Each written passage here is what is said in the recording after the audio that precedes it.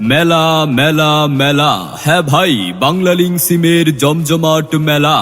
বাংলালিংক সিমের জমজমাট মেলা চলছে স্থান বটতলা বাজার মিজান ভাইয়ের দোকানে। আর মেলা উপলক্ষে বাংলালিংক সিম পাচ্ছেন সম্পূর্ণ ফ্রি, সম্পূর্ণ ফ্রি, সম্পূর্ণ ফ্রি। মাত্র 100 টাকা রিচার্জ করলে বাংলালিংক সিম পাবেন সম্পূর্ণ ফ্রি।